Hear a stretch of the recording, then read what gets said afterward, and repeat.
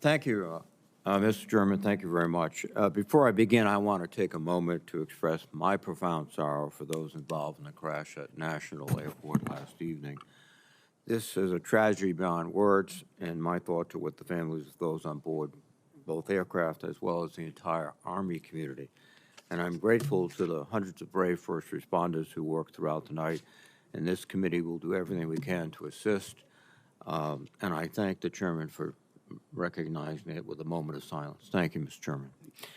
Mr. Driscoll, welcome to this morning's hearing, and we were expecting to see Cassie and Daniel and Lila, but they're working or otherwise occupied, but give them our greeting, please. Let me take this opportunity to also thank you for your military service. Mr. Driscoll is a third-generation soldier.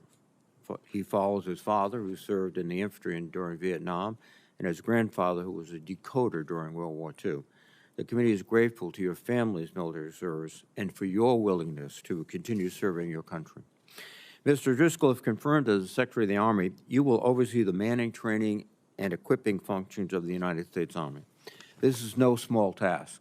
The Army is in the midst of a generational modernization effort, currently overhauling many of its major weapon systems. Simultaneously, the Army is seeking to transform the structure and organization of its brigade combat teams, equipping them with cutting-edge technology in order to be more mobile and lethal. The service is experimenting with rapidly evolving technologies such as unmanned systems, drone defenses, and communications technologies, among others.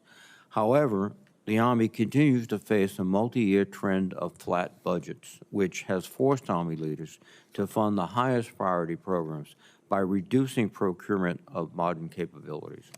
With a smaller and more continental-based force, maintaining readiness must be one of your top priorities. The Army has continuous deployment requirements around the globe to include supporting Ukraine against Russia's invasion, defending our interests and allies in the Middle East, and maintaining a forward presence in the Indo-Pacific. I am concerned that the administration's orders to significantly increase military support to domestic law enforcement, particularly on the southwest border, will harm the Army's readiness. This is a role for DHS, and I am a consistent supporter of a big increase in DHS budget in the appropriations process as part of a bipartisan border bill. That is the way to address the border. In my personal engagement with commanders at all levels, they have made clear that fully readying their formations requires extensive time, training, and opportunities to innovate, and border missions will not build these warfighting skills. Mr. Driscoll, I'd like to know how would you plan to ensure soldiers' time, training, and capabilities are not spent on the border, rather on readiness issues. Of course, the Army's success ultimately depends on its soldiers and civilians. Recently, the Army has been challenged to meet recruiting goals. The Army has worked hard to improve its recruiting activities and has enjoyed success with new programs like the Future Soldier Preparatory Course, but it should continue to improve efforts to reach all who are willing and qualified to serve. Mr. Driscoll, in your advanced policy questions, you state your intention to, quote, review the Army recruiting strategy to ensure it effectively conveys a strong value proposition to young people across the nation. In addition to the Army strategy, I'm concerned that comments from the Secretary of Defense about women in combat and the President's executive order banning transgender troops may have a chilling effect on recruiting, and I'm interested in your thoughts on this issue. During our meeting earlier this month, we discussed the importance of maintaining a professional and apolitical Army. I'm also concerned by reports that the administration may implement a so-called warrior boards to screen senior military officers for supposed unfitness to lead. This raising the chilling possibility that the administration may fire officers who are deemed to have the wrong political views or who have served effectively in military assignments that are disagreeable to President Trump. In fact, we've already seen this happen with Admiral Linda Fagan, who was unceremoniously fired from her position as a commandant of the Coast Guard, and I'm troubled that this firing was not based on her performance.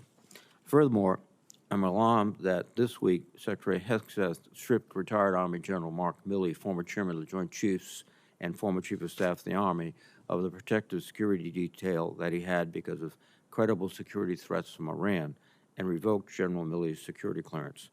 Secretary Hicks has also directed the Defense Department's acting Inspector General, acting because the Inspector General was fired Monday, to look into the facts and circumstances surrounding General Milley's conduct so the Secretary may determine whether it's appropriate to reopen his military grade review determination. President Trump seems to be fulfilling his longtime threat to fire military leaders as a political loyalty test. I would point out, however, that our service members swear an oath to the Constitution rather than a party or a leader. This is what makes our Army the finest in the world. Mr. Driscoll, I'm interested in your views on military officers' obligation to provide their best military advice, even if that advice contradicts the views of a political appointee. I would also like to hear your thoughts on how military officers can be expected to provide their best military advice if they are subject to loyalty screens or purge boards, and whether you think removing members of the military for their views or positions will have a chilling effect within the military ranks. Mr. Driscoll, you face complex challenges and require all of your skill. Thank you for your willingness to continue your service and lead the Army at this very critical time, and I look forward to your testimony. Thank you, Mr. Chairman. Thank you very much, Senator Reed.